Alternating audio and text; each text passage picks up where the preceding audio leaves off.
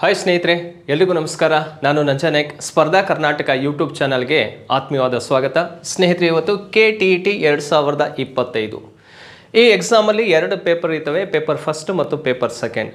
ಆ ಎರಡೂ ಪೇಪರಲ್ಲೂ ಕೂಡ ಜಿಯೋಗ್ರಫಿ ಅನ್ನುವಂತಹ ಒಂದು ವಿಷಯದ ಮೇಲೆ ಹಲವಾರು ಪ್ರಶ್ನೆಗಳು ಬರ್ತವೆ. ಇಲ್ಲಿ ಪೇಪರ್ ಫಸ್ಟಲ್ಲಿ EVS ಇರುತ್ತೆ. ಆ EVS ಅಲ್ಲಿ ಬೇಸಿಕ್ ಜಿಯೋಗ್ರಫಿ ಕ್ವಶನ್ಸ್ಗಳನ್ನು ಕೇಳ್ಬೋದು.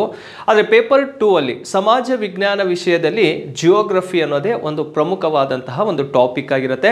ಅದರ ಮೇಲೆ ಹೆಚ್ಚಿನ ಕ್ವಶನ್ಸ್ಗಳನ್ನು ಕೇಳ್ತಾ ಬರ್ತಾನೆ. ಆ ಪ್ರಶ್ನೆಗಳು ಹೇಗಿರ್ತಾವೆ ಅಂತೇಳಿ ನೋಡ್ತಾ ಹೋಗೋಣ. ಸ್ನೇಹಿತರೆ, ಅದಕ್ಕಿಂತ ಮುಂಚಿತವಾಗಿ ಸ್ಪರ್ಧಾ ಕರ್ನಾಟಕ ಯೂಟ್ಯೂಬ್ ಚಾನಲ್ಗೆ ಸಬ್ಸ್ಕ್ರೈಬ್ ಆಗಿ ಪ್ರತಿದಿನವೂ ಕೂಡ ಈ TET ಎಕ್ಸಾಮಿಗೆ ಸಂಬಂಧಪಟ್ಟಂತಹ ವಿಡಿಯೋಸ್ಗಳನ್ನು ಅಪ್ಲೋಡ್ ಮಾಡ್ತೀವಿ. ಎಲ್ಲರೂ ಕೂಡ ವಾಚ್ ಮಾಡಿ. ಹಾಗೆ ಸ್ನೇಹಿತರೆ, ಕರ್ನಾಟಕ ಭೂಗೋಳ ನೋಡಿ, ಕರ್ನಾಟಕ ಜಿಯೋಗ್ರಫಿ ಅಂತೇಳಿ ನಮ್ಮ ಸಂಸ್ಥೆಯ ವತಿಯಿಂದ ಒಂದು ಬುಕ್ಸನ್ನು ಲಾಂಚ್ ಮಾಡಿದ್ದೀವಿ. ಈ ಒಂದು ಬುಕ್ಸಲ್ಲಿ ಯಾವೆಲ್ಲ ವಿಷಯಗಳಿದೆ ಅನ್ನೋದಾದರೆ ನೋಡಿ, ಕರ್ನಾಟಕ ಭೂಗೋಳ ಪರಿಚಯ ಅಂತ ಇದೆ. ಅಂದರೆ ಕರ್ನಾಟಕ ಜಿಯೋಗ್ರಫಿಗೆ ಇರುವಂತಹ ಇಂಪಾರ್ಟೆಂಟ್ ಕಾನ್ಸೆಪ್ಟ್ಗಳು ಯಾವ್ಯಾವ ಟಾಪಿಕ್ಗಳಿದಾವಪ್ಪ ಅಂದರೆ ಕರ್ನಾಟಕದ ಪರಿಚಯ, ಕರ್ನಾಟಕದ ಪ್ರಾಕೃತಿಕ ಲಕ್ಷಣ, ವಾಯುಗುಣ, ಮಣ್ಣು, ಸ್ವಾಭಾವಿಕ ಸಸ್ಯವರ್ಗ, ಜನಸಂಖ್ಯೆ, ಹಾಗೆ ಜನಾಂಗಗಳು, ಸಾರಿಗೆ, ಕೈಗಾರಿಕೆ, ಇವೆಲ್ಲ ಕಾನ್ಸೆಪ್ಟನ್ನು ಒಳಗೊಂಡಿರುವಂಥದ್ದು ಆ ಒಂದು ಪರಿಚಯವನ್ನು ಮಾಡಿಕೊಟ್ಟಿದೆ. ಅದರ ಜೊತೆಗೆ ಕರ್ನಾಟಕದ 31 ಜಿಲ್ಲೆಗಳ ಮಾಹಿತಿನೂ ಕೂಡ ಇದೆ. ಹಾಗೆ ಐತಿಹಾಸಿಕ ಸ್ಥಳಗಳು ಅಂದರೆ ಕರ್ನಾಟಕದ ಐತಿಹಾಸಿಕ ಸ್ಥಳಗಳು, ಹಾಗೆ ಇಂದಿನ ಪ್ರಶ್ನೆ ಪತ್ರಿಕೆಗಳನ್ನು ಒಳಗೊಂಡಿರುವಂತಹ ಓವರಾಲ್ ಒಂದು ವಿಷಯವನ್ನು ಒಳಗೊಂಡಿರೋದೇ ಈ ಕರ್ನಾಟಕ ಭೂಗೋಳ ಅಂತ ಕಾನ್ಸೆಪ್ಟ್ ಇರುವಂಥದ್ದು. ಸೊ ಇದು ಆಲ್ರೆಡಿ ಮಾರ್ಕೆಟಲ್ಲಿ ನಿಮಗೆ ಸಿಗುತ್ತೆ. ಇದರ ಬಗ್ಗೆ ಹೆಚ್ಚಿನ ಮಾಹಿತಿ ಬೇಕಿದ್ರೆ 9008515660 ಅಥವಾ 9071673831 ನಂಬರಿಗೆ ಕಾಲ್ ಮಾಡಿ. ಸೊ ಇದರ ಬಗ್ಗೆ ಹೆಚ್ಚಿನ ಮಾಹಿತಿಯನ್ನು ಪಡ್ಕೊಳ್ಳಿ. ಹಾಗೆ ಸ್ನೇಹಿತರೆ, ಸ್ಪರ್ಧಾ ಕರ್ನಾಟಕ ಅಕಾಡೆಮಿಯ ವತಿಯಿಂದ ಆನ್ಲೈನ್ ಕ್ಲಾಸಸ್ ಅನ್ನು ಕೂಡ ನಾವು ಸ್ಟಾರ್ಟ್ ಮಾಡಿದ್ವಿ. ಈ ಆನ್ಲೈನ್ ಕ್ಲಾಸಸ್ ನಿಮಗೆ ಮ್ಯಾಥಮೆಟಿಕಲ್ ಸೈನ್ಸ್ ಹಾಗೆ ಸಮಾಜ ವಿಜ್ಞಾನ ವಿಷಯದ ಬಗ್ಗೆ ನಿಮಗೆ ಆನ್ಲೈನ್ ಕ್ಲಾಸ್ ಸಿಗ್ತವೆ. ಪ್ಲೇ ಸ್ಟೋರಿಗೆ ಹೋಗಿ ಸ್ಪರ್ಧಾ ಕರ್ನಾಟಕ ಅಂತ ಮೊಬೈಲ್ ಆ್ಯಪನ್ನು ಡೌನ್ಲೋಡ್ ಮಾಡ್ಕೊಳ್ಳಿ. ಸೊ ಅಲ್ಲಿ ಯಾವ ಕೋರ್ಸ್ ಬೇಕೋ ಅದ್ರ ಮೇಲೆ ಕ್ಲಿಕ್ ಮಾಡಿದರೆ, ಪೇಮೆಂಟ್ ಮಾಡಿದರೆ ನಿಮಗೆ ವಿಡಿಯೋಸ್ಗಳು ಸಿಗ್ತಾ ಹೋಗ್ತವೆ.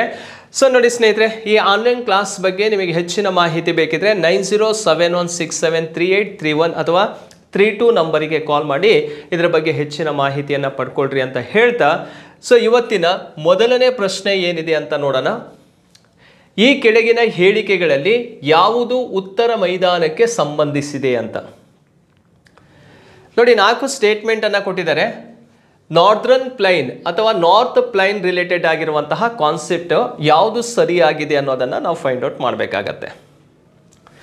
ಈ ಪ್ರಶ್ನೆ ಕೇಳಿರುವಂಥದ್ದು ಕರ್ನಾಟಕ ಜಿಯೋಗ್ರಫಿ ರಿಲೇಟೆಡ್ ಆಗಿರುವಂತಹ ಒಂದು ಪ್ರಶ್ನೆ ಆಗಿರುತ್ತೆ. ಕರ್ನಾಟಕದ ಪ್ರಾಕೃತಿಕ ಲಕ್ಷಣ ಅಂತ ನೋಡಿದಾಗ ಇಡೀ ಕರ್ನಾಟಕವನ್ನು 3 ಪ್ರಾಕೃತಿಕ ಲಕ್ಷಣವಾಗಿ ವಿಭಾಗ ಮಾಡ್ತೀವಿ.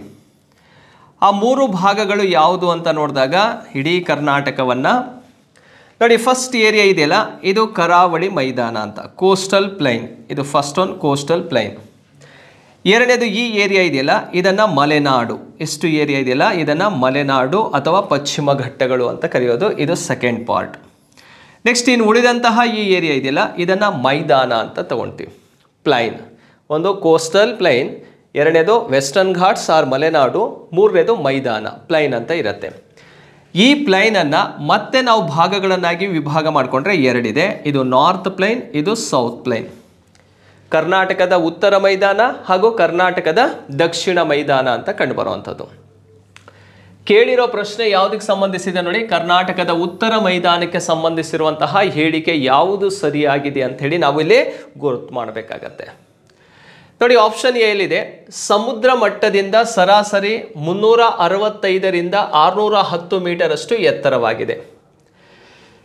ನೋಡಿ, ಕರ್ನಾಟಕದ ಉತ್ತರ ಮೈದಾನ ಏನಿದೆಯಲ್ಲ, ಇದು ಸರಾಸರಿ ಸಮುದ್ರ ಮಟ್ಟದಿಂದ ಎಷ್ಟು ಹೈಟ್ ಇದೆಯಪ್ಪ ಅಂದರೆ 365ರಿಂದ 610 ಮೀಟರ್ ಅಷ್ಟು ಎತ್ತರ ಇದೆ. ಹಾಗಾಗಿ ಇದು ಸರಿಯಾದಂತಹ ಆನ್ಸರ್ ಆಗಿರುತ್ತೆ. ಆ ಸ್ಟೇಟ್ಮೆಂಟ್ ಇದೆ ನೋಡಿ. ಕರ್ನಾಟಕದ ಉತ್ತರ ಮೈದಾನ ಇದೆಯಲ್ಲ, ಉತ್ತರದಲ್ಲಿ ಬೀದರ್ ಜಿಲ್ಲೆಯಿಂದ ದಕ್ಷಿಣದಲ್ಲಿ ಬಳ್ಳಾರಿಯವರೆಗಿರುವಂತಹ ವ್ಯಾಪಿಸಿರುವಂತಹ ಈ ಪ್ರದೇಶವೇ ಉತ್ತರ ಮೈದಾನ.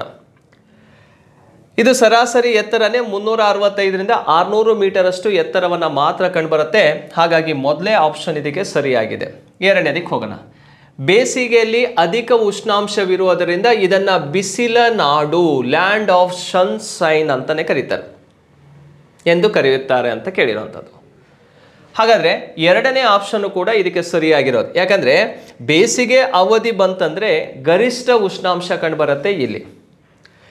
ಈ ಭಾಗದಲ್ಲಿ ಹೈ ಟೆಂಪ್ರೇಚರ್ ಇರುತ್ತೆ. ಅದರಲ್ಲೂ ಕೂಡ ರಾಜ್ಯದಲ್ಲಿ ಗರಿಷ್ಠ ಉಷ್ಣಾಂಶ ಇರುವಂತಹ ಒಂದು ಏರಿಯಾ ಯಾವುದಪ್ಪ ಅಂದರೆ ಈ ಈಶಾನ್ಯ ದಿಕ್ಕು ಇದೆಯಲ್ಲ, ಆ ಈಶಾನ್ಯ ದಿಕ್ಕು ಕರ್ನಾಟಕದಲ್ಲೇ ಗರಿಷ್ಠ ಉಷ್ಣಾಂಶವನ್ನು ಹೊಂದಿರೋದು. ಆ ಭಾಗದಲ್ಲಿರುವಂತಹ ಒಂದು ಜಿಲ್ಲೆ ಯಾವುದಪ್ಪ ಅಂದರೆ ರಾಯಚೂರು ಜಿಲ್ಲೆ ಕರ್ನಾಟಕದಲ್ಲೇ ಗರಿಷ್ಠ ಉಷ್ಣಾಂಶವನ್ನು ಹೊಂದಿರುವಂತಹ ಸ್ಥಳ, ಅದು ಸಮ್ಮರ್ ಸೀಸನಲ್ಲಿ. ಹಾಗಾಗಿ ಕೊಟ್ಟಿರುವಂತಹ ಎರಡನೇ ಆಪ್ಷನು ಕೂಡ ರೈಟ್ ಆಗಿರುವಂಥದ್ದು. ಅಂದರೆ ಉತ್ತರ ಮೈದಾನದಲ್ಲಿ ಬಿಸಿಲು ಜಾಸ್ತಿ ಇರೋದ್ರಿಂದ ಇದನ್ನು ಬಿಸಿಲ ನಾಡು ಅಂತ ಕರಿತೀವಿ. ಹಾಗಾಗಿ ಸೆಕೆಂಡ್ ಸ್ಟೇಟ್ಮೆಂಟು ಕೂಡ ರೈಟ್ ಆಗಿದೆ. ಮೂರನೇದಕ್ಕೆ ಹೋಗೋಣ. ಏರು ತಗ್ಗಿನಿಂದ ಕೂಡಿದ್ದು 900ರಿಂದ 975 ಮೀಟರಷ್ಟು ಎತ್ತರವಾಗಿದೆ ಅಂತ.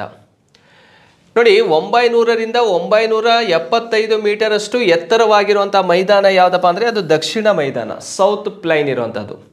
ಈ ಸೌತ್ ಪ್ಲೈನಲ್ಲಿ ಹಲವಾರು ಬೆಟ್ಟ ಗುಡ್ಡಗಳು ಕಂಡು ಬರೋದ್ರಿಂದ ಇದು ಸಮತಟ್ಟಾಗಿರುವಂಥ ಭೂಭಾಗ ಇಲ್ಲಿ ಕಂಡುಬರಲ್ಲ. ಹಾಗಾಗಿ ಇದು ಹೇಗಿರುತ್ತಪ್ಪ ಅಂದರೆ ಏರು ತಗ್ಗಿನಿಂದ ಕಂಡುಬರುತ್ತೆ. ಅಪ್ ಆ್ಯಂಡ್ ಡೌನ್ ಲ್ಯಾಂಡ್ ಶೇಪನ್ನು ನಾವು ನೋಡ್ತೀವಿ.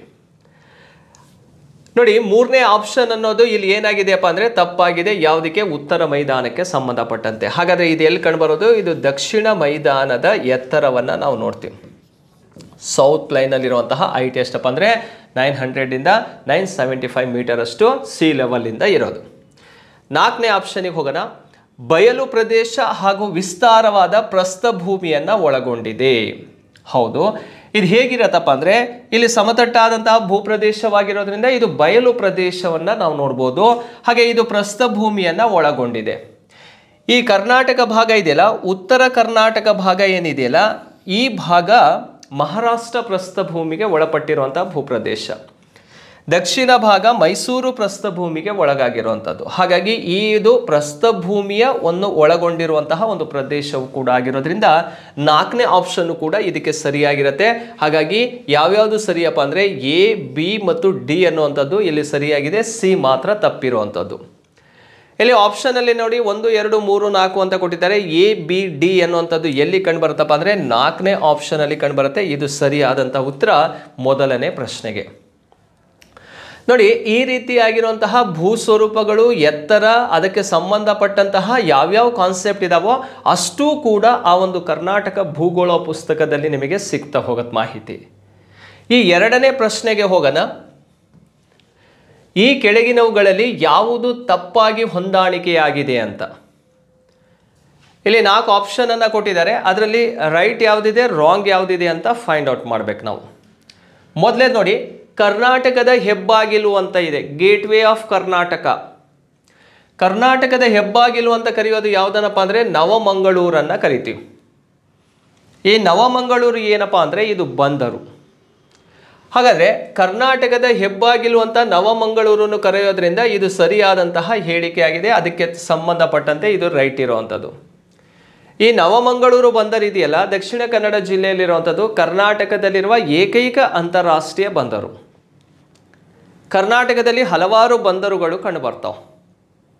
ಕಾರವಾರ ಬಂದರಿದೆ, ಮಲ್ಪೆ ಇದೆ, ಹಂಗರಕಟ್ಟೆ ಇದೆ, ಕುಂದಾಪುರ ಇದೆ. ಸೊ ಹಲವಾರು ಬಂದರುಗಳನ್ನು ನಾವು ನೋಡ್ಬೋದು. ಅದರಲ್ಲಿ ಅಂತಾರಾಷ್ಟ್ರೀಯ ಬಂದರು ಅಂತ ಬಂದರೆ ಅದು ಒಂದೇ ಒಂದು, ಯಾವುದಪ್ಪ ಅಂದರೆ ಅದು ನವಮಂಗಳೂರು ಬಂದರು. ಈ ನವಮಂಗಳೂರು ಬಂದರು ಅಂತಾರಾಷ್ಟ್ರೀಯ ಬಂದರಾಗಿ ಯಾವಾಗ ಘೋಷಣೆ ಆಯ್ತಪ್ಪ ಅಂದರೆ 1974ರಲ್ಲಿ ಇದನ್ನು ಅಂತಾರಾಷ್ಟ್ರೀಯ ಬಂದರಿನ ಸ್ಥಾನಮಾನವನ್ನು ಕೊಳ್ಳಾಯಿತು. ಎಷ್ಟು? 1974ರಲ್ಲಿ. ಕ್ಲಿಯರ್? ಹಾಗಾಗಿ ಈ ಒಂದು ಏರಿಯಾವನ್ನು ನಾವಿಲ್ಲಿ ತಿಳ್ಕೊಬೇಕಾಗತ್ತೆ. ನೆಕ್ಸ್ಟ್ ನೋಡಿ, ನೇತ್ರಾಣಿ ದ್ವೀಪ ಅಂತ ಇದೆ. ಭಾಳ ಫೇಮಸ್ ಆಗಿರುವಂತಹ, ತುಂಬ ಎಕ್ಸಾಮಲ್ಲಿ ಪ್ರಶ್ನೆ ಬಂದಿರುವಂಥದ್ದು ನೇತ್ರಾಣಿ ದ್ವೀಪ. ಈ ನೇತ್ರಾಣಿ ದ್ವೀಪ ಎಲ್ಲಿದೆಯಪ್ಪ ಅಂದರೆ ಇದು ಮುರುಡೇಶ್ವರದ ಬಳಿ ಇದೆ. ಇದು ಸರಿಯಾದಂತಹ ಉತ್ತರವಾಗಿರುತ್ತೆ. ನೇತ್ರಾಣಿ ದ್ವೀಪ ಎಲ್ಲಿದೆಯಪ್ಪ ಅಂದರೆ ನಿಯರ್ ಮುರುಡೇಶ್ವರದ ಬಳಿ ಕಂಡು ಬರುವಂಥದ್ದು. ನೆಕ್ಸ್ಟ್ ನೋಡಿ, ಈ ನೇತ್ರಾಣಿ ದ್ವೀಪ ಇಲ್ಲಿ ಪಾರಿವಾಳಗಳ ಸಂಖ್ಯೆ ಹೆಚ್ಚಾಗಿರೋದ್ರಿಂದ ಇದನ್ನು ಪಿಜಿನ್ ಐಲ್ಯಾಂಡ್, ಪಾರಿವಾಳಗಳ ದ್ವೀಪ ಅಂತಲೂ ಕೂಡ ಕರೀತಾರೆ. ಸೇಂಟ್ ಮೇರಿಸ್ ದ್ವೀಪ ಇದೆ. ನೆಕ್ಸ್ಟು ಸೇಂಟ್ ಮೇರಿಸ್ ದ್ವೀಪವನ್ನು ಮತ್ತೊಂದು ಹೆಸರಿಂದ ಕರೀತಾರೆ ಸ್ಥಳೀಯರು. ಈ ಸೇಂಟ್ ಮೇರಿಸ್ ದ್ವೀಪ ಅಂದರೂ ಅದೇನೆ, ಕೋಕೋನಟ್ ದ್ವೀಪ ಅಂದ್ರೂ ಕೂಡ ಅದೇನೆ. ಇದಕ್ಕೆ ಮತ್ತೊಂದು ಹೆಸರೇನಪ್ಪ ಅಂದರೆ ತೋನ್ಸೆ ಪಾರ್ ದ್ವೀಪ ಅಂತಲೂ ಕೂಡ ಕರೀತಾರೆ. ಕ್ಲಿಯರಾ? ಸೇಂಟ್ ಮೇರೀಸ್ ಅಂದರೂ ಅದೇನೆ, ಕೋಕೋನಟ್ ದ್ವೀಪ ಅಂದರೂ ಅದೇನೆ, ತೋನ್ಸೆ ಪಾರ್ ದ್ವೀಪ ಅಂದರೂ ಕೂಡ ಅದೇನೆ. ಇದು TET ಎಕ್ಸಾಮಲ್ಲಿ ಬಂದಿರುವಂತಹ ಒಂದು ಪ್ರಶ್ನೆನೂ ಕೂಡ ಹೌದು. ನೆಕ್ಸ್ಟ್ 3ನೇದು ಕೂಡ ಸರಿಯಾಗಿದ್ರೆ ಇಲ್ಲಿ 4ನೇದು ತಪ್ಪಿದೆ ಅಂತ ಇಲ್ಲೇ ಆನ್ಸರನ್ನು ನಾವು ಹುಡ್ಕೋಬೋದು. ಅಂದರೆ 3ರ ಬಗ್ಗೆ ನಮಗೆ ನಾಲೆಡ್ಜ್ ಇದ್ದರೆ 4ನೇ ತಪ್ಪಿದೆ ಅಂತ ಹೇಳೋಕ್ಕೆ ಸಾಧ್ಯತೆ ಇರುವಂಥದ್ದು. ಬಲ್ಲಾಳರಾಯನ ದುರ್ಗ ಬೆಟ್ಟ ಅನ್ನುವಂಥದ್ದು ಕೊಡಗು ಜಿಲ್ಲೆಯಲ್ಲಿದೆ ಅಂತ ಆಪ್ಷನಲ್ಲಿ ಇರೋದು. ಆದರೆ ಬಲ್ಲಾಳರಾಯನ ದುರ್ಗ ಬೆಟ್ಟ ಇರುವಂಥದ್ದು ಕೊಡಗು ಜಿಲ್ಲೆಯಲ್ಲಿಲ್ಲ. ಇದು ಯಾವ ಜಿಲ್ಲೆಯಲ್ಲಿ ಕಂಡುಬರುತ್ತೆ? ಇದು ಚಿಕ್ಕಮಗಳೂರು ಜಿಲ್ಲೆಯಲ್ಲಿದೆ. ಎಲ್ಲಿರುವಂಥದ್ದು? ಇದು ಚಿಕ್ಕಮಗಳೂರು ಜಿಲ್ಲೆಯಲ್ಲಿ ಕಂಡುಬರುತ್ತೆ ಬಲ್ಲಾಳರಾಯನ ದುರ್ಗ ಬೆಟ್ಟ ಅಂಥೇಳಿ. ಯಾವ ಜಿಲ್ಲೆಯಲ್ಲಿಲ್ಲ? ಇದು ಕೊಡಗು ಜಿಲ್ಲೆಯಲ್ಲಿಲ್ಲ. ಹಾಗಾಗಿ 2ನೇ ಪ್ರಶ್ನೆಗೆ ಸರಿಯಾದಂಥ ಉತ್ತರ ಯಾವುದಪ್ಪ ಅಂದರೆ ಡಿ ಅನ್ನೋದು ರೈಟ್ ಆನ್ಸರ್ ಆಗಿರುತ್ತೆ. ಕ್ಲಿಯರ್ ಸ್ನೇಹಿತರೆ? ನೋಡಿ, ಐಲ್ಯಾಂಡ್ಸ್ ಬಗ್ಗೆ ತಿಳ್ಕೊಂಡಿರಬೇಕು. ಅದರ ಜೊತೆಗೆ ಕರ್ನಾಟಕದಲ್ಲಿ ಯಾವ್ಯಾವ ಬಂದರುಗಳಿದೆ ಅಂತ ತಿಳ್ಕೋಬೇಕು. ಹಾಗೆ ಕರ್ನಾಟಕದಲ್ಲಿರುವಂತಹ ಬೆಟ್ಟ ಗುಡ್ಡಗಳ ಬಗ್ಗೆನೂ ಕೂಡ ತಿಳ್ಕೊಂಡಿರಬೇಕಾಗತ್ತೆ. ಕರ್ನಾಟಕದ ಎತ್ತರವಾದಂತಹ ಪೀಕ್ ಯಾವುದಪ್ಪ ಅಂದರೆ ಮುಳ್ಳಯ್ಯನಗಿರಿ. ಇದು ಕೂಡ ಎಲ್ಲಿದೆ? ಚಿಕ್ಕಮಗಳೂರು ಜಿಲ್ಲೆಯಲ್ಲಿದೆ. ಹಾಗೆ ಕರ್ನಾಟಕದಲ್ಲೇ ಅತಿ ಆಳವಾದಂತಹ ಬಿಂದು ಅಥವಾ ಕರ್ನಾಟಕದ ಅತಿ ತಗ್ಗಾದಂತಹ ಭಾಗ ಯಾವುದಂತ ಕೇಳಿದರೆ ಅದು ಸಾಗರ ತಾಲೂಕಿನಲ್ಲಿ ಕಂಡುಬರುವಂಥದ್ದು ಭೀಮೇಶ್ವರ ಕಣಿವೆ ಅಂತ, ಭೀಮೇಶ್ವರ ವ್ಯಾಲಿ ಅಂತ ಕಂಡುಬರುತ್ತೆ. ಇದು ಸಮುದ್ರ ಮಟ್ಟದಿಂದ 86 ಮೀಟರ್ ಅಷ್ಟು ಆಳದಲ್ಲಿರೋದು. ಹೈಯೆಸ್ಟ್ ಪೀಕ್ ಗೊತ್ತಿರಬೇಕು, ಡೀಪೆಸ್ಟ್ ಪಾಯಿಂಟ್ ಗೊತ್ತಿರಬೇಕು. ಹಾಗೆ ಮಲಗಿರುವ ಬುದ್ಧ ಬೆಟ್ಟ ಎಲ್ಲಿದೆ ಅಂತ ಕೇಳ್ತೇವೆ, ಯಾದಗಿರಿ ಜಿಲ್ಲೆಯಲ್ಲಿ ಕಂಡುಬರೋದು. ಇಳಕಲ್ ಬೆಟ್ಟ ಎಲ್ಲಿದೆ ಅಂತ ಕೇಳಿದರೆ ಅದು ಬಾಗಲಕೋಟೆ ಜಿಲ್ಲೆಯಲ್ಲಿರುವಂಥದ್ದು. ಹಾಗೆ ಜೋಗಿಮಟ್ಟಿ ಎಲ್ಲಿದೆಪ್ಪ ಅಂದರೆ ಚಿತ್ರದುರ್ಗ ಜಿಲ್ಲೆಯಲ್ಲಿ ಕಂಡುಬರುವಂಥದ್ದು. ನಂದಿ ಹಿಲ್ಸ್ ಎಲ್ಲಿದೆಪ್ಪ ಅಂದರೆ ಚಿಕ್ಕಬಳ್ಳಾಪುರ ಜಿಲ್ಲೆ. ಹೀಗೆ ಬೆಟ್ಟಗಳನ್ನು ಕುರಿತು ಕೂಡ ಪ್ರಶ್ನೆಗಳನ್ನು ಕೇಳ್ತಾ ಬರ್ತಾನೆ.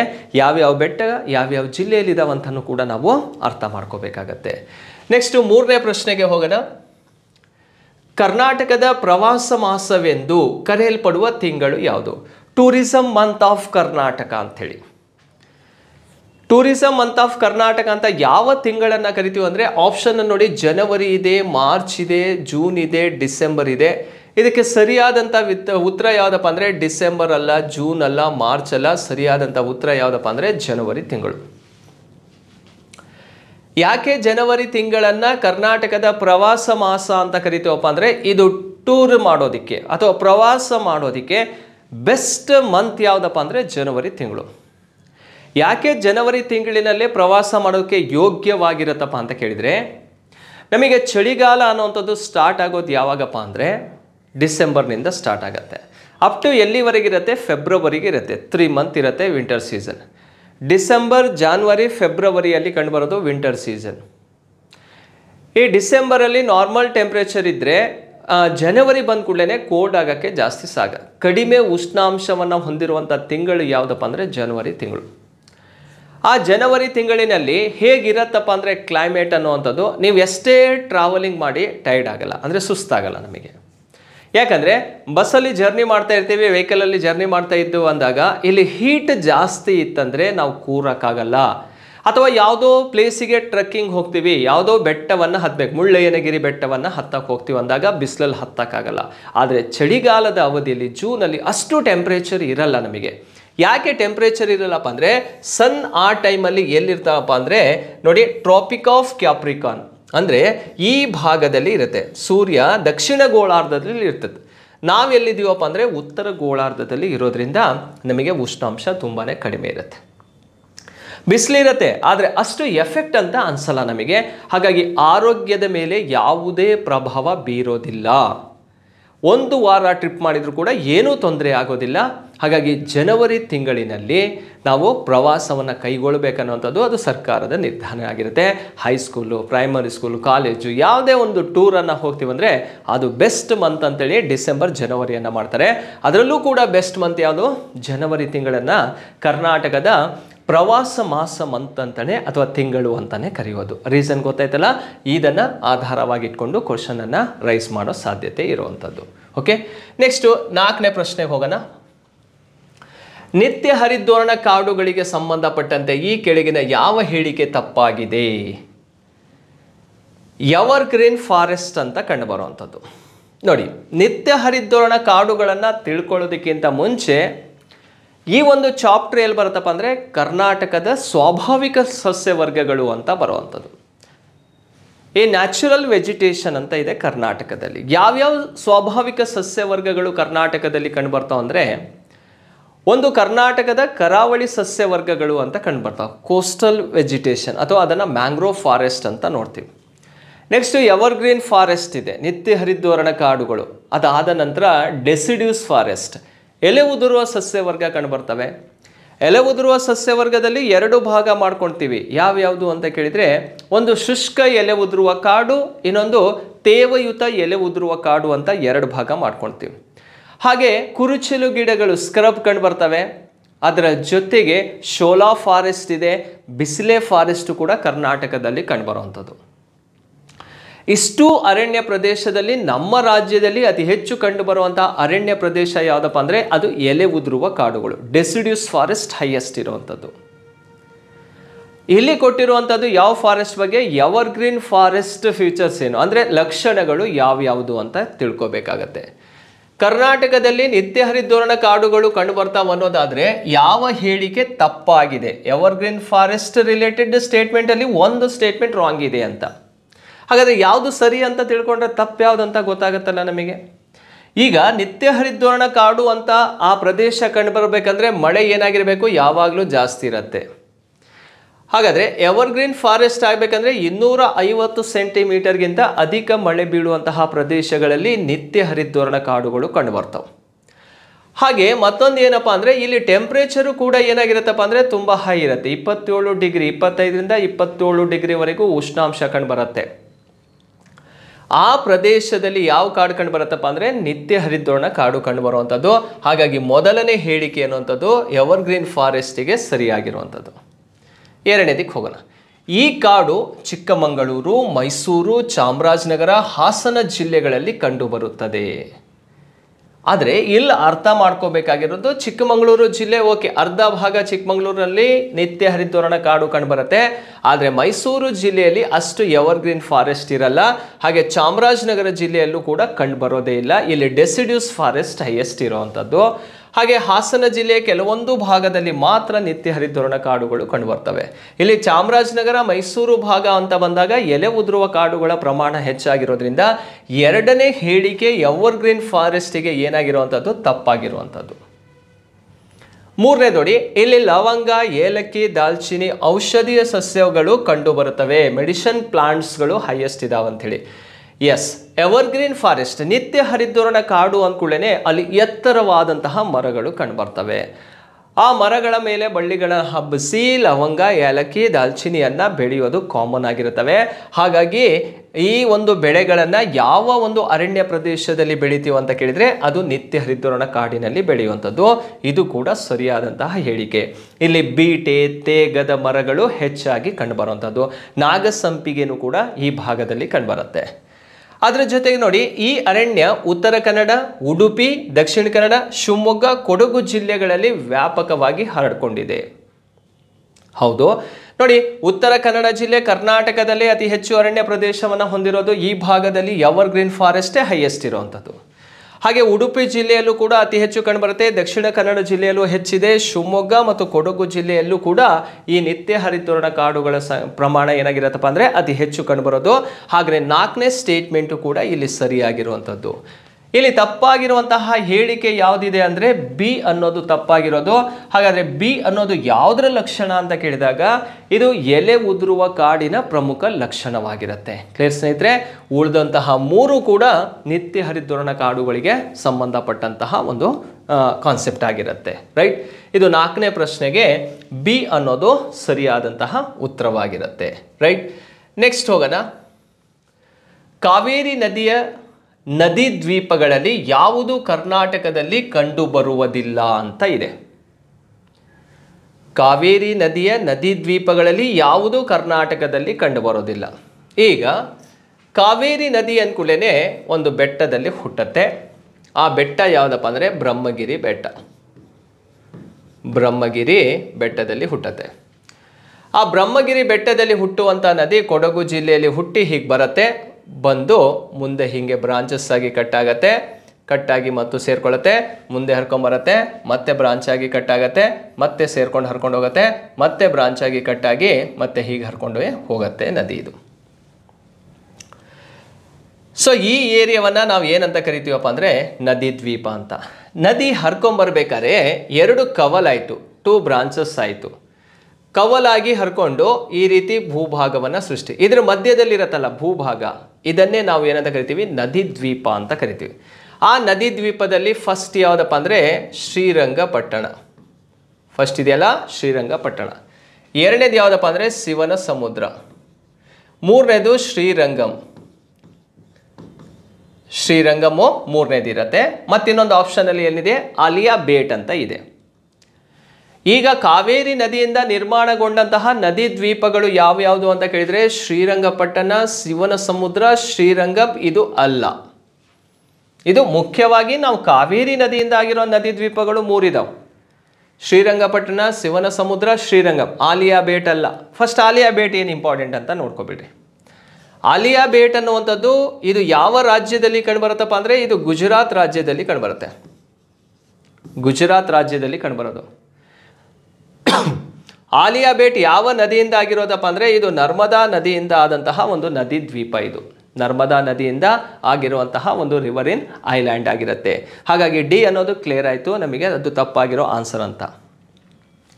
ಆದರೆ ಶ್ರೀರಂಗಪಟ್ಟಣ, ಶಿವನ ಸಮುದ್ರ, ಶ್ರೀರಂಗಂ ಕಾವೇರಿ ನದಿಯಿಂದಾನೇ ಆಗಿರೋದು. ಅದರಲ್ಲಿ ಕರ್ನಾಟಕದಲ್ಲಿ ಕಂಡು ಬರುವುದಿಲ್ಲ ಅಂತ ಕೊಟ್ಟಿರೋದ್ರಿಂದ ಯಾವ್ದು ಕಂಡು ಬರಲ್ಲ ಅಂದರೆ ಶ್ರೀರಂಗಪಟ್ಟಣ ಕರ್ನಾಟಕದಲ್ಲಿರುವಂಥ ಸ್ಥಳ, ಶಿವನ ಸಮುದ್ರನೂ ಕರ್ನಾಟಕದಲ್ಲಿರುವಂಥದ್ದೇ. ಹಾಗಾದರೆ ಯಾವುದು ಅಲ್ಲ, ಶ್ರೀರಂಗಂ ಅಲ್ಲ.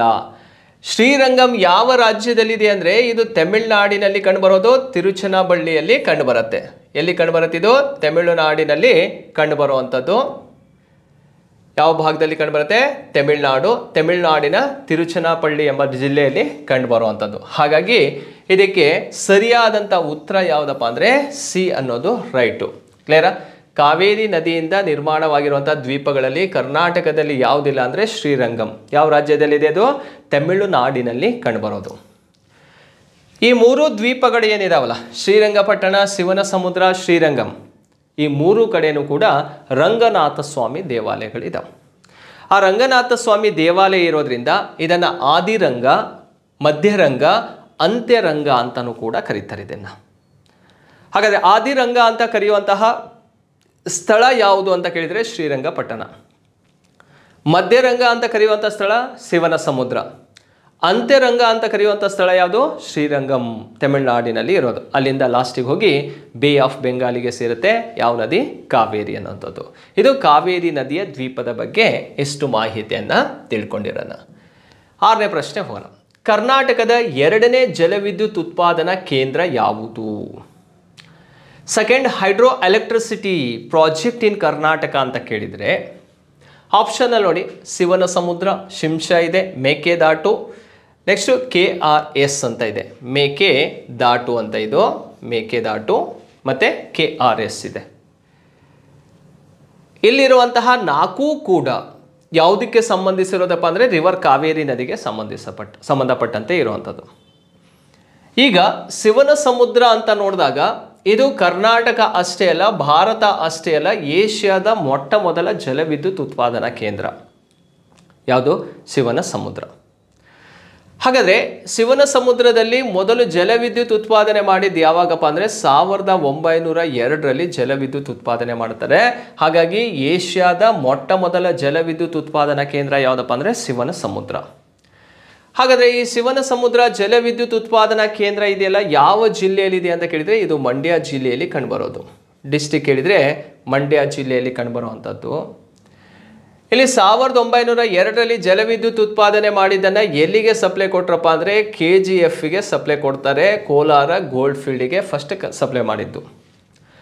ಅಲ್ಲಿಂದ 1905ರಲ್ಲಿ ಎಲ್ಲಿಗೆ ಕಳಿಸ್ತೀವಪ್ಪ ಅಂದರೆ ಬೆಂಗಳೂರು ನಗರಕ್ಕೆ ಕಳಿಸ್ತೀವಿ. ಬೆಂಗಳೂರು ನಗರಕ್ಕೆ ಕಳಿಸೋದನ್ನು ನೋಡ್ತೀವಿ ಶಿವನ ಸಮುದ್ರದಿಂದ ವಿದ್ಯುತ್ ಉತ್ಪಾದನೆ ಮಾಡಿ. ಇದು ನಮಗೆ ಯಾವುದರ ಬಗ್ಗೆ ಕ್ಲಿಯರ್ ಇರಬೇಕು? ಶಿವನ ಸಮುದ್ರ ಜಲವಿದ್ಯುತ್ ಉತ್ಪಾದನೆ. ಇದು ಮೊದಲೇದಂತ ಗೊತ್ತಾಯಿತು. ಎರಡನೇದಕ್ಕೆ ಹೋಗೋಣ. ಶಿಂಷಾ ಜಲವಿದ್ಯುತ್ ಉತ್ಪಾದನಾ ಕೇಂದ್ರ ಇದೆಯಲ್ಲ, ಇದು ಕೂಡ ಮಂಡ್ಯ ಜಿಲ್ಲೆಯಲ್ಲೇ ಕಂಡುಬರೋದು. ಇಲ್ಲಿ ಕಾವೇರಿ ನದಿಗೆ ಶಿಂಷಾ ನದಿ ಬಂದು ಸೇರತ್ತೆ. ಆ ಸ್ಥಳದಲ್ಲಿ ಇದು ರಿವರ್ ಯಾವುದು? ಶಿಂಷಾ ನದಿ, ಇದು ಕಾವೇರಿ ನದಿ. ಎರಡು ಸಂಗಮವಾಗುವಂತಹ ಸ್ಥಳ ಯಾವುದಪ್ಪ ಅಂದರೆ ಶಿಂಷಾಪುರ ಅಂಥೇಳಿ. ಆ ಸ್ಥಳದಲ್ಲಿ ಜಲವಿದ್ಯುತ್ ಉತ್ಪಾದನೆ ಮಾಡಲಾಗುತ್ತೆ 1940ರಲ್ಲಿ. ಹಾಗಾಗಿ ಕರ್ನಾಟಕದ ಎರಡನೇ ಜಲವಿದ್ಯುತ್ ಉತ್ಪಾದನಾ ಕೇಂದ್ರ ಯಾವುದಪ್ಪ ಅಂದರೆ ಅದು ಶಿಂಷಾ ಜಲವಿದ್ಯುತ್ ಉತ್ಪಾದನಾ ಕೇಂದ್ರ. ನದಿ ಕೇಳಿದರೆ ಕಾವೇರಿ ನದಿಗೆ ಉತ್ಪಾದನೆ ಆಗ್ತಾ ಇರುವಂತಹ ಒಂದು ಜಲವಿದ್ಯುತ್ ಆಗಿರುತ್ತೆ. ಜಿಲ್ಲೆ ಅಂತ ಕೇಳಿದರೆ ಅದು ಮಂಡ್ಯ ಜಿಲ್ಲೆಯಲ್ಲೇ ಕಂಡುಬರೋದು. 1940ಯಲ್ಲಿ ವಿದ್ಯುತ್ ಉತ್ಪಾದನೆ ಮಾಡೋಕ್ಕೆ ಅಲ್ಲಿ ಪ್ರಾರಂಭವಾಗತ್ತೆ. ಹಾಗೆ ಕರ್ನಾಟಕದಲ್ಲಿ ಮೂರನೇ ಜಲವಿದ್ಯುತ್ ಉತ್ಪಾದನಾ ಕೇಂದ್ರ ಯಾವುದಪ್ಪ ಅಂದರೆ ಮಹಾತ್ಮ ಗಾಂಧಿ ಜಲವಿದ್ಯುತ್ಗಾರ, ಅದು ಶರಾವತಿ ನದಿ. ಇದು ಜೋಗದಲ್ಲಿ ಕಂಡುಬರುವಂಥದ್ದು. ಇದು 1948ರಲ್ಲಿ ಜಲವಿದ್ಯುತ್ ಉತ್ಪಾದನೆ ಮಾಡೋಕ್ಕೆ ಸ್ಟಾರ್ಟ್ ಮಾಡ್ತೀವಿ. ಇದು ಮೂರನೇ ಪ್ರಮುಖ ಜಲವಿದ್ಯುತ್ ಉತ್ಪಾದನಾ ಕೇಂದ್ರವಾಗಿರುತ್ತೆ. ಜಿಲ್ಲೆ ಕೇಳಿದರೆ ಶಿವಮೊಗ್ಗ ಜಿಲ್ಲೆಯಲ್ಲಿ ಕಂಡುಬರುವಂಥದ್ದು. ಮೇಕೆದಾಟು ಎನ್ನುವಂಥದ್ದು ಒಂದು ವಾಟರ್ ಫಾಲ್ಸ್ ಇದೆ. ಅಲ್ಲೊಂದು ಡ್ಯಾಮ್ ಕನ್ಸ್ಟ್ರಕ್ಟ್ ಮಾಡಬೇಕನ್ನೋದು ಕೂಡ ಕರ್ನಾಟಕ ಸರ್ಕಾರದ ಒಂದು ಯೋಜನೆಯಲ್ಲೂ ಕೂಡ ಇರುವಂಥದ್ದು. ಅದು ಆಯ್ತಂದಾಗ ವಿದ್ಯುತ್ ಉತ್ಪಾದನೆ ಮಾಡೋಕ್ಕೆ ಸ್ಟಾರ್ಟ್ ಮಾಡ್ತೀವಿ. ಇನ್ನು ಅದು ಅಂಡರ್ ಪ್ರೋಗ್ರೆಸ್ ಅಂತಲೇ ತಗೋಬಹುದು. KRS ಜಲಾಶಯ ಅನ್ನುವಂಥದ್ದು ಇಲ್ಲಿ ಜಲವಿದ್ಯುತ್ ಉತ್ಪಾದನೆ ಮಾಡ್ತೀವಿ. ಅದ್ರ ಜೊತೆಗೆ ಜಲಾಶಯನು ಇಂಪಾರ್ಟೆಂಟ್ ಆಗಿ ನಾವು ಜಲಾಶಯ ಅಂತಲೇ ಕನ್ಸಿಡರ್ ಮಾಡುವಂಥದ್ದು KRS ಅಂತೇಳಿ. ಓಕೆ, ಸೊ ಇದಿಷ್ಟು ಕೂಡ ನಾವು ಈ ಒಂದು 6ನೇ ಪ್ರಶ್ನೆಗೆ ಗೊತ್ತಿರಬೇಕು. ಇದಕ್ಕೆ ಸರಿಯಾದಂಥ ಉತ್ತರ ಯಾವುದು? ಬಿ ಅನ್ನೋದು ರೈಟ್ ಆನ್ಸರ್ ಆಗಿರುತ್ತೆ 6ನೇ ಪ್ರಶ್ನೆಗೆ. ನೆಕ್ಸ್ಟು 7ನೇ ಪ್ರಶ್ನೆ ನೋಡಿ, ಹೊಂದಿಸಿ ಬರೆಯಿರಿ ಅಂತ ಇದೆ. ಆ ಹೊಂದಿಸಿ ಬರೆಯೋದ್ರಲ್ಲಿ ಆಪ್ಷನ್ ಎ ಅಲ್ಲಿ ಲಿಂಗನಮಕ್ಕಿ ಅಣೆಕಟ್ಟಿದೆ, ಗಗನಚುಕ್ಕಿ, ಭರಚುಕ್ಕಿ, ವಾಣಿವಿಲಾಸ ಸಾಗರ, ನಾಗಝರಿ ಮತ್ತು ಪೆನ್ನಾರ್ ಅಂತ ಇದೆ. ಬಿ ಆಪ್ಷನ್ ನೋಡಿ ಜಲವಿದ್ಯುತ್ ಯೋಜನೆ, ನದಿ, ಕಾಳಿ ನದಿ, ಕಾವೇರಿ ನದಿ, ಶರಾವತಿ ನದಿ, ಮಾರಿ ಕಣಿವೆ ಅಂತ ಇದೆ. ಹಾಗಾದರೆ ಇದಕ್ಕೆ ಸರಿಯಾದಂತಹ ಉತ್ತರ ಯಾವುದು ಅಂತ ನೋಡ್ತಾ ಹೋಗೋದಾದರೆ ನೋಡಿ, ಒಂದೊಂದನ್ನೇ ಕ್ಲಿಯರ್ ಮಾಡ್ಕೊಳ್ಳೋಣ. ಫಸ್ಟು ಲಿಂಗನಮಕ್ಕಿ ಅಣೆಕಟ್ಟು ಅಂತ ಇದೆ. ಲಿಂಗನಮಕ್ಕಿ ಅಣೆಕಟ್ಟನ್ನು ಯಾವ ನದಿಗೆ ಕಟ್ಟಿರೋದಪ್ಪ ಅಂದರೆ ಇದು ಶರಾವತಿ ನದಿಗೆ ಕಟ್ಟಿರುವಂಥದ್ದು ಲಿಂಗನಮಕ್ಕಿ ಜಲಾಶಯ. ಎರಡನೇದಕ್ಕೆ ಹೋಗೋಣ, ಗಗನಚುಕ್ಕಿ ಭರಚುಕ್ಕಿ ಜಲಪಾತ. ಗಗನಚುಕ್ಕಿ ಭರಚುಕ್ಕಿ ಜಲಪಾತ ಯಾವ ನದಿಯಿಂದ ನಿರ್ಮಾಣವಾಗಿರೋದಪ್ಪ ಅಂದರೆ ಇದು ಕಾವೇರಿ ನದಿಯಿಂದ ನಿರ್ಮಾಣವಾಗಿರುವಂತಹ ಒಂದು ವಾಟರ್ ಫಾಲ್ಸ್ ಆಗಿರುತ್ತೆ. ವಾಣಿವಿಲಾಸ ಸಾಗರ ಅಂತ ಇದೆಯಲ್ಲ, ವಾಣಿವಿಲಾಸ ಸಾಗರಕ್ಕೆ ಮತ್ತೊಂದು ಹೆಸರಿಂದ ಕರಿತೀವಿ ಮಾರಿ ಕಣಿವೆ ಅಂತ, ಆ ಸ್ಥಳದ ಹೆಸರು. ನೆಕ್ಸ್ಟ್ ನಾಗಝರಿ ಅಂತ ಇದೆಯಲ್ಲ, ಆ ನಾಗಝರಿ ಅನ್ನುವಂಥದ್ದು ಜಲವಿದ್ಯುತ್ ಯೋಜನೆ ಆಗಿರುತ್ತೆ. ಪೆನ್ನಾರ್ ಯಾವುದಪ್ಪ ಅಂದರೆ ಅದು ನದಿ ಆಗಿರುತ್ತೆ. ಪೆನ್ನಾರ್ ಅನ್ನುವಂಥದ್ದು ಒಂದು ನದಿ. ನಂದಿದುರ್ಗ ನದಿ ವ್ಯವಸ್ಥೆಯಲ್ಲಿ ಹುಟ್ಟುವಂತಹ ನದಿ ಪೆನ್ನಾರ್. ಈ ಒಂದು ನದಿ ಪೂರ್ವ ದಿಕ್ಕಿಗೆ ಹರಿಯುತ್ತೆ. ನೋಡಿ, ಲಿಂಗನಮಕ್ಕಿ ಜಲಾಶಯ ಶರಾವತಿ ನದಿಯಿಂದ ನಿರ್ಮಾಣವಾಗಿರೋದು ಶಿವಮೊಗ್ಗ ಜಿಲ್ಲೆಯಲ್ಲಿದೆ. ಇದು ಕರ್ನಾಟಕದ ಅತಿ ದೊಡ್ಡ ಜಲಾಶಯ ಅಂತಲೂ ಕೂಡ ಪ್ರಸಿದ್ಧಿಯನ್ನು ಪಡೆದಿರುವಂಥದ್ದು. ಗಗನಚುಕ್ಕಿ ಮತ್ತು ಭರಚುಕ್ಕಿ ಜಲಪಾತ ಇರೋದು ಕಾವೇರಿ ನದಿ ಒಂದು ಮಂಡ್ಯ ಜಿಲ್ಲೆಯಲ್ಲಿದ್ದರೆ, ಭರಚುಕ್ಕಿ ಚಾಮರಾಜನಗರ ಜಿಲ್ಲೆಯಲ್ಲಿ ಕಂಡುಬರುವಂಥದ್ದು.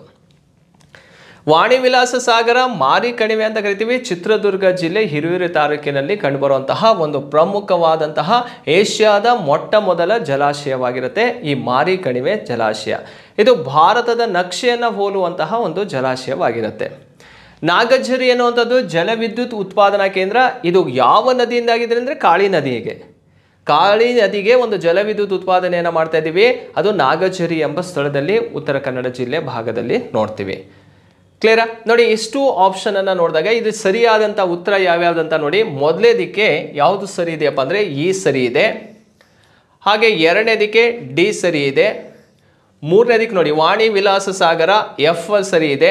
ನಾಗಝರಿ ಅನ್ನುವಂಥದ್ದು ಎ ಯಲ್ಲಿ ಸರಿ ಕಂಡು ಬರುತ್ತೆ. ಹಾಗೆ ಪೆನ್ನಾರ್ ಅನ್ನುವಂಥದ್ದು ಬಿ ಆಪ್ಷನಲ್ಲಿದೆ. ಹಾಗಾಗಿ ಮೊದಲನೇದು ಎ ಇದಕ್ಕೆ ಸರಿಯಾದಂತಹ ಉತ್ತರವಾಗಿರುತ್ತೆ. ಕ್ಲಿಯರಾ? ಎ ಅನ್ನೋದು ರೈಟ್ ಆನ್ಸರ್ 7ನೇ ಪ್ರಶ್ನೆಗೆ. ನೆಕ್ಸ್ಟ್ 8ನೇ ಪ್ರಶ್ನೆಗೆ ಹೋಗೋಣ. ಸಾರ್ಗಮ್ ಓಲ್ಗೆರ್ ಎನ್ನುವಂಥದ್ದು ಎಂಬುದು ಡ್ಯಾಶ್ ಬೆಳೆಯ ವೈಜ್ಞಾನಿಕ ಹೆಸರು. ಸಾರ್ಗಮ್ ವಾಲ್ಗೆರ್ ಎನ್ನುವಂಥದ್ದು ಯಾವ ಬೆಳೆಯ ವೈಜ್ಞಾನಿಕ ಹೆಸರಾಗಿರುತ್ತೆ ನೋಡಿ. ಭತ್ತ ಅಂತ ಇದೆ, ಜೋಳ ಅಂತ ಇದೆ, ರಾಗಿ ಅಂತ ಇದೆ, ಕಬ್ಬು ಅಂತ ಇದೆ. ಇದು ಜೋಳದ ವೈಜ್ಞಾನಿಕ ಹೆಸರು ಸಾರ್ಗಮ್ ವಾಲ್ಗೆರ್ ಅಂತಂದರೆ ಇದು ಸೈಂಟಿಫಿಕ್ ನೇಮ್ ಅಂತಾನೆ ಕರಿತೀವಿ. ಜೋಳದ ವೈಜ್ಞಾನಿಕ ಹೆಸರು ಯಾವುದಪ್ಪ ಅಂದರೆ ಸಾರ್ಗಮ್ ವಾಲ್ಗೆರೆ ಅಂತ.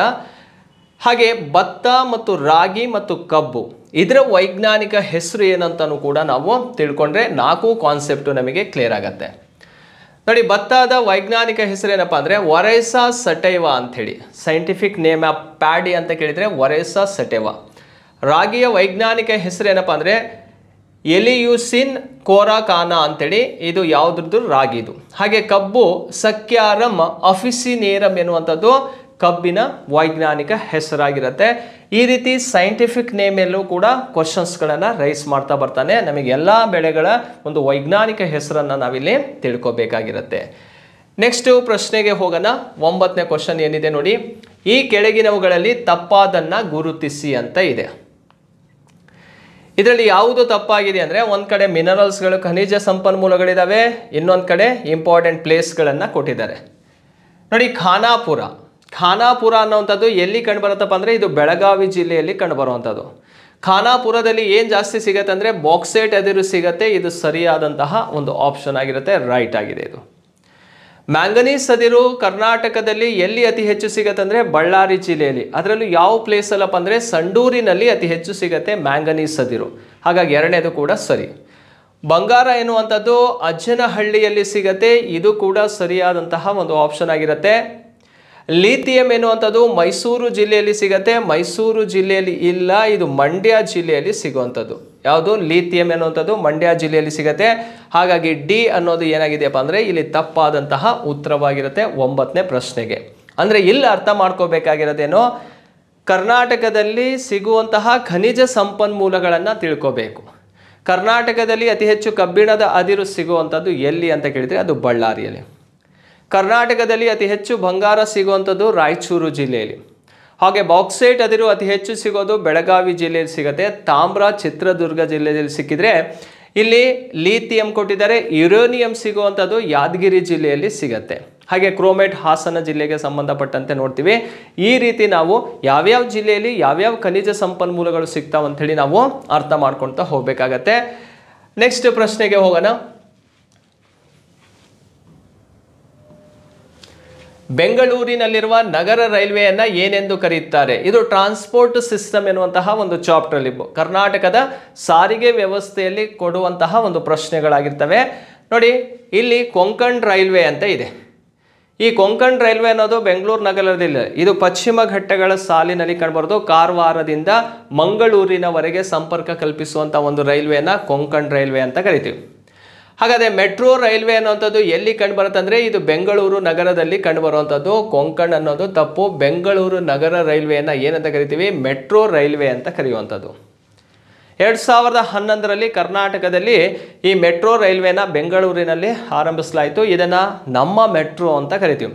ಅಂದರೆ ಬೆಂಗಳೂರು ನಗರ ಅಂದರೆ ಹೆಚ್ಚು ಜನಸಂಖ್ಯೆಯನ್ನು ಹೊಂದಿರೋದ್ರಿಂದ ಇಲ್ಲಿ ಟ್ರಾಫಿಕ್ ಸಮಸ್ಯೆ ತುಂಬಾ ಇರುತ್ತೆ.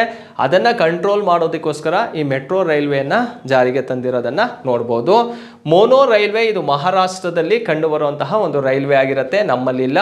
ಸಂಗೊಳ್ಳಿ ರಾಯಣ್ಣ ರೈಲ್ವೆ ಅಂದರೆ ಇದು ರೈಲ್ವೆ ನಿಲ್ದಾಣದ ಹೆಸರು.